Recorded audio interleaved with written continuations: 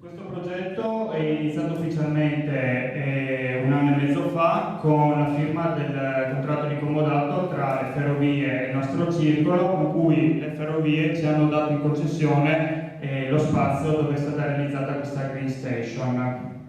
E il progetto Una stazione al servizio del territorio descriveva da subito qual era l'obiettivo di questo spazio, quindi non fare, non so, un bar o semplicemente la nostra sede del circolo, ma proprio restituire uno spazio che doveva essere collettivo, che era quello di locali adiacenti alla stazione, proprio al servizio del territorio, nel piccolo territorio di San Stino e del secondario, e come vedremo comunque con delle estensioni anche un po' più ampie. Come mai la scelta è caduta su San Stino? Allora, intanto ovviamente perché avevamo la disponibilità di questo spazio. San Stino, secondo noi, aveva degli elementi molto interessanti. Il territorio di San Stino presenta nel suo circondario alcuni elementi di interesse ambientale. Ci sono alcuni boschi, sia boschi recenti anche di notevoli dimensioni. I boschi di San Stino, di Bandizzole e Prassacon hanno una superficie di 120 ettari, quindi una superficie decisamente interessante per il nostro territorio. E il bosco di Concordia sono 32 ettari, quindi anche quello ha una superficie di una certa importanza. Altri boschi invece hanno un valore molto pesante dal punto di vista naturale, come quelli di Lisone e di Cessaldo, che sono dei boschi storici, quindi dei boschi che non sono mai scomparsi e che presentano quindi una microfauna e una flora, soprattutto per quanto riguarda il livello erbaceo, molto importante e che si è conservata dal Medioevo, quindi che non ha mai subito alterazioni pesanti. Vicino a San Stino abbiamo anche l'unico parco regionale di interesse locale della provincia di Venezia nella sua parte orientale. Era l'unico parco insieme a quello della Laguna Nord di Venezia, quindi in tutta la provincia di Venezia c'erano solo due parchi. Uno di questi si trova a circa 15 km da San Stino e, come si vede in quello, immagine a sinistra, che è un cartello stradale, sono previsti già prima del nostro progetto dei percorsi di collegamento tra questo ambiente naturale e la zona di San Stino.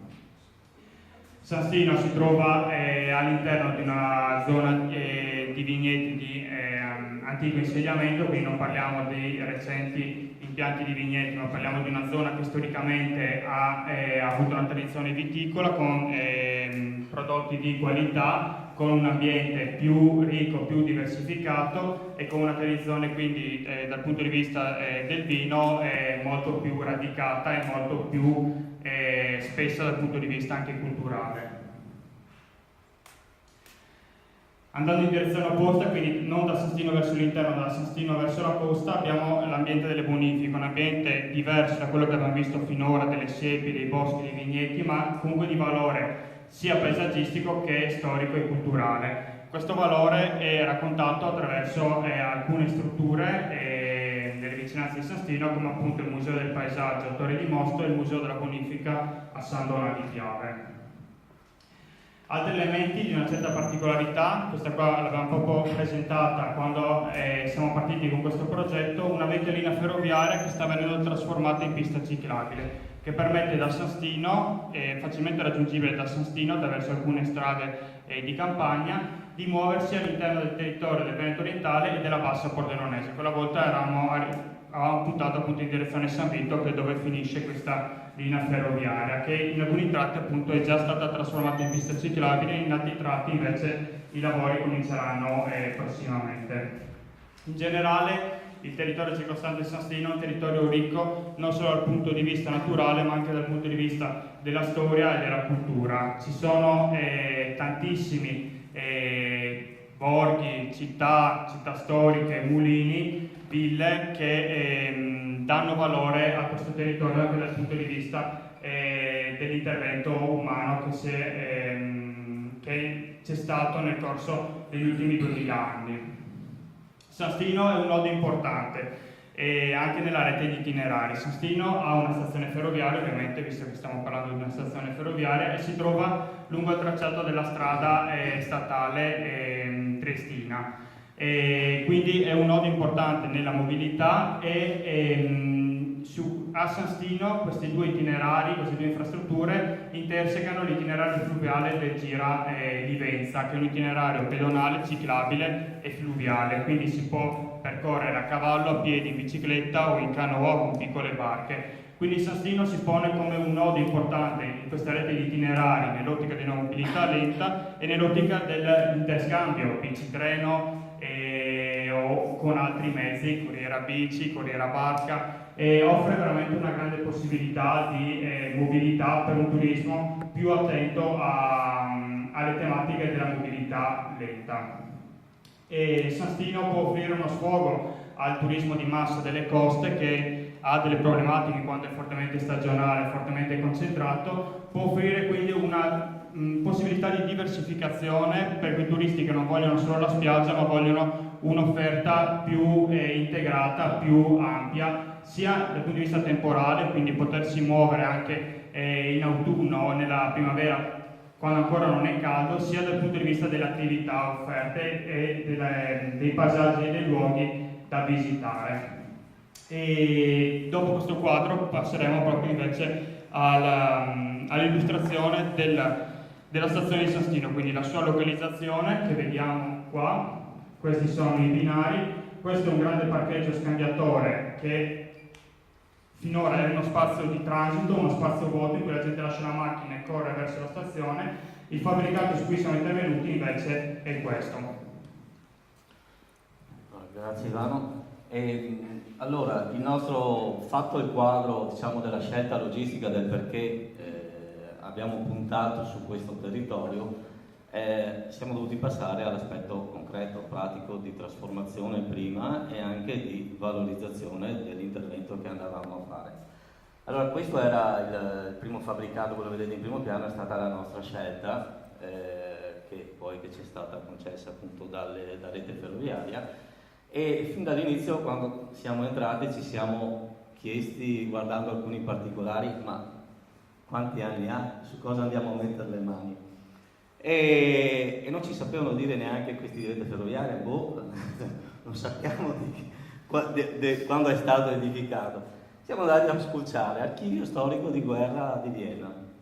Eccolo là, 1917, quando gli austriaci con la rotta di Caporetto sono arrivati al fronte del Piave, e abbiamo trovato questa foto che è del 23 novembre 17 in cui praticamente riusciamo a individuare il nostro fabbricato che è sullo sfondo, che era sullo sfondo, e quindi questo ci fa risalire, intanto minimo ai suoi 100 anni, però l'abbiamo ricollocato quantomeno alla costruzione della linea, quindi alla fine dell'800, e quindi vuol dire che ne ha almeno 120 insomma di anni, 120, 100 anche qualcosina in più. Difatti, facendo i lavori che abbiamo fatto, ci siamo incontrati in moltissime stranezze. Comunque la suddivisione è stata quello che abbiamo pensato, quello che vedete qua. Abbiamo pensato, proprio dedicandolo al servizio, che ci fossero gli spazi per incontrarsi, per ospitare cicloturisti e anche, diciamo, per metterli nelle condizioni, chi è in viaggio, di sopportare i meno costi, quindi avere anche uno spazio per la riparazione della sua bici, per avere, diciamo, una serie di servizi che altrimenti non li trovi normalmente, se non adesso nell'alberga bici o questo tipo di offerta.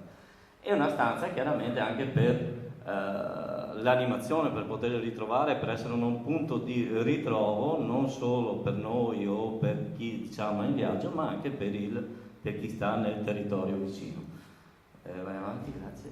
Ecco, questi abbiamo cominciato i lavori e qua ci siamo tirati su le maniche, come si dice, molto volontariato che ha buttato fuori tutto quello che avevamo. Vai avanti. Questi ci siamo ritrovati con 3 impianti del termo, quindi nel tempo più di qualcuno aveva provato a rigenerare l'ambiente e quindi nel ricostruire trovavamo sorprese in continuo e ci siamo dovuti via via quindi adattare a tutto quello che stavamo facendo. Quello che è stato piacevole, oltre chiaramente al lavoro volontario, è che quelle 2 o 3 imprese che abbiamo incontrato nel progetto hanno capito in fondo quello che noi facevamo e quindi a loro volta ci hanno consigliato nel recuperare tutto quello che era recuperabile, perché lo spirito del nostro progetto era non mettiamo dentro niente di nuovo se non proprio il necessario. E quindi abbiamo recuperato dai radiatori, diciamo, gli infissi completamente, cambiando balconi, cioè, abbiamo recuperato tutti. I pavimenti sono rimasti quelli che sono una favola. Abbiamo scoperto sotto, sembravano quasi dei mosaici, dei graffiti, un po' di tutto. E abbiamo utilizzato tutte le risorse attraverso i campi di volontariato di Lega Ambiente. Questi sono dei ragazzi di campi di volontariato europei, sono ragazzi che provenivano dalla Turchia, dalla Russia, dall'Estonia, Spagna, un po' di tutto, insomma. Abbiamo fatto questo primo campo. Questi sono collaboratori dove avevamo già il nostro messaggio, Impossible is nothing for us, quindi credevamo già su questo e siamo andati avanti su questa strada che ci ha consentito di arrivare ai lavori. Abbiamo iniziato dalla firma del protocollo che era a febbraio, marzo. Abbiamo cominciato a lavorare a giugno, a dicembre ce la siamo consegnata. È stata una faticaccia immensa, però una soddisfazione quando abbiamo aperto diciamo, le nostre stanze recuperate. Queste vedete sono il bagno, da com'era a com'è. Vai. Questi sono gli spazi, qui alla destra che non vedete comunque c'è la cucina, dall'altra parte c'è uno spazio comune nel pian terreno. Anche il telefono recuperato, sì. Questi sono gli spazi sopra dove c'è due camere per l'ospitalità che abbiamo dedicato all'ospitalità per i cicloturisti. Questa è la bici officina, lo spazio al pian terreno dove chi arriva può avere uno spazio da fare le piccole riparazioni, comunque attrezzato appunto per tutte le piccole riparazioni. Questo è il momento del taglio del nastro con il sindaco di San Stino, responsabile di rete ferroviaria, ed è il momento in cui appunto abbiamo inaugurato i nostri locali. Da questo momento in poi si trattava di sperimentarlo e di promuoverlo sul territorio, capire che cosa effettivamente, perché noi avevamo delle idee, però dovevamo anche confrontarci con le realtà, perché una cosa è dire coinvolgiamo le imprese, altra è effettivamente toccare con mano questo. Comunque una delle prime cose che volevamo fare di questo spazio era rivitalizzarlo. E allora abbiamo preso spunto da un progetto di Lega Ambiente nazionale che ha preso a cuore alcuni produttori delle aree terremotate dell'Umbria. Appunto il progetto è La rinascita del cuore giovane. E abbiamo acquistato dei prodotti da un'azienda umbra e abbiamo organizzato una fagiolata con fagioli tipici di questa piccola azienda, e la serata ce la siamo organizzata in questo modo all'esterno. Hanno partecipato parecchie persone, è stato un momento non solo di convivialità ma di condivisione su un'idea di sostegno da un lato di piccole aziende produttrici dell'Umbria e dall'altro di riscoperta del luogo che non aveva più queste funzioni da molto tempo. Questo è il momento sull'esterno, sempre della stessa giornata, della stessa serata. Poi da qua scopriamo il territorio, i nostri spazi. Allora in aprile abbiamo lanciato un viaggio lungo gli itinerari alla scoperta della storia. Ci sono stati parecchi episodi durante la guerra di liberazione.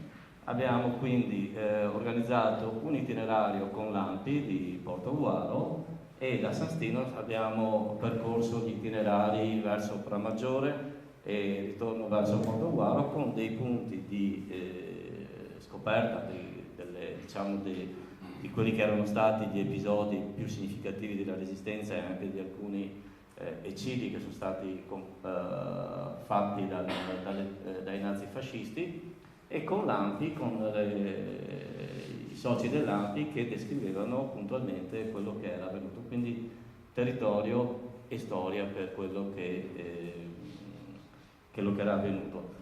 E dopo di questo si trattava di scoprire l'aspetto turistico, che era un altro dei punti che ci avevamo promossi, e sperimentando quelli che sono i mezzi di mobilità in quell'area, ovvero la barca, treno e la bici, quelli che erano per noi la mobilità lenta, la mobilità sostenibile, ma al di là di questo quello che ti consente di vedere, perché la bici, la barca ti consentono di vedere, avere il tempo di fermarti, di scoprire il tuo territorio. Allora siamo partiti sempre dalla nostra Green Station, siamo andati fino a Caorle, passando per Cacorniani, che è un borgo di proprietà di Gene Agricole, che sì, tu sei venuto benissimo, che è un borgo di Gene Agricola, che è un patrimonio dal punto di vista storico, dal punto di vista architettonico e dal punto di vista anche della lavorazione. C'è una cantina molto vecchia del fine dell'Ottocento, e in quel borgo si raccontano anche una delle più grandi bonifiche, la proprietà di tutta Gene Agricola, sono 1770 ettari di loro proprietà bonificate e che ruotavano attorno a questo borgo. Questo borgo aveva è una frazione di Caorle, ma aveva più abitanti di Caorle. Aveva la scuola, aveva la farmacia, aveva tutto quello che Caorle ancora non aveva. E quindi è ricchissimo di storia, cioè, abbiamo avuto la possibilità di visitarlo, di scoprirlo. Molti di noi, anch'io, ci passavo sempre, ma mai ero entrato, ed è stata una scoperta anche per me a distanza di tantissimi anni, per dire come a volte tralasciamo i tesori che abbiamo sul nostro territorio. Right? Da qua siamo arrivati a Caorle, e cosa c'è di più bello se non la laguna di Caorle? E come scoprire la laguna di Caorle? Caricando le bici in barca. Abbiamo messo le bici nella barca, right? Siamo approdati in un'azienda agricola dove abbiamo fatto un piccolo break con pranzo e degustazione dei vini, quindi abbiamo abbinato le tendenze del territorio ai valori enogastronomici sempre del nostro territorio. Da qui siamo poi risaliti lungo il Lemene fino a Portoguaro. Dopo qua ho preso pioggia e tempesta, le nuvole c'erano tutte, per fortuna quando siamo arrivati e siamo ritornati, mancano le foto, però siamo ritornati lungo l'itinerario della bonifica, e quindi abbiamo riscoperto anche la parte della bonifica, percorrendo la zona che da Concordia attraverso il Palù delle Sette Sorelle ci porta poi di nuovo a San Stino. L'altro aspetto che era per noi importante era dargli come un ruolo anche di riscoperta dei valori sociali, inserendo quelli che sono i nuovi flussi, proprio i nuovi movimenti. E l'abbiamo fatto questo insieme a Legambiente di Padova e alla Tavola Valdese, e abbiamo proposto un progetto che è Total Bike, ovvero con un tecnico abbiamo invitato dei richiedenti asilo ospitati a San Donato, li abbiamo invitati a fare una giornata di scuola, tra virgolette, per la riparazione della bici, cioè proprio l'essenziale. Loro la usano tantissimo la bici, però almeno sapersi cambiare un freno, aggiustare una ruota, tirare la catena, 2 o 3 cose, ed è stata un'esperienza molto molto apprezzata dai ragazzi, ma anche da noi. Anche da noi, tant'è che dopo da questa esperienza si è sviluppata una proposta col comune di San Stino che di fatto ci dona le bici quando è passato un anno, quindi scaduto il termine di rivendicazione da parte eventualmente di chi l'ha subito il furto o d'altro, ci dona le biciclette, e da quest'anno partiamo con una proposta di recupero delle bici che poi vengono messe a disposizione della comunità, ovvero non sono solo i richiedenti asilo che hanno bisogno della bici, sono moltissime le persone che hanno bisogno di una bici, quindi una volta recuperate vengono o attraverso i servizi sociali o attraverso altre associazioni restituite a chi ne ha bisogno, insomma sono indicazioni che ci verranno date e verranno restituite a chi ne ha bisogno. Questa è sempre un'esperienza durante l'estate, il secondo campo di volontariato con i ragazzi anche qua, anche quest'anno erano turchi, spagnoli, lungo mezza Europa insomma anche quest'anno, e con loro anche questo rientrava in una proposta nazionale per i campi di volontariato di organizzare delle tavole d'incontro, ovvero abbiamo invitato in questo caso un altro gruppo che nel frattempo era raggiunto nel territorio, sempre un gruppo di richiedenti asili che erano alla salute, li abbiamo invitato assieme ad associazioni di San Stino e abbiamo organizzato una cena in compagnia durante il campo. L'hanno fatta preparata i ragazzi che erano ospiti del campo, hanno preparato loro il mangiare, dopo chiaramente qualcosa abbiamo portato noi come soci ed abbiamo fatto questa bella giornata. Quindi il luogo, pur nelle sue, ancora non nella sua completezza, sta svolgendo secondo noi quelle che sono le attività più importanti, cioè rianimarlo, riportarlo al centro dell'attenzione, non essere semplicemente un luogo di passaggio veloce tra chi parcheggia la macchina o chi prende il treno, ma diventare nuovamente quello che erano un po' questi punti di scambio, ruoli proprio anche di promozione della comunità e di incontro fra comunità che sono in movimento. Grazie.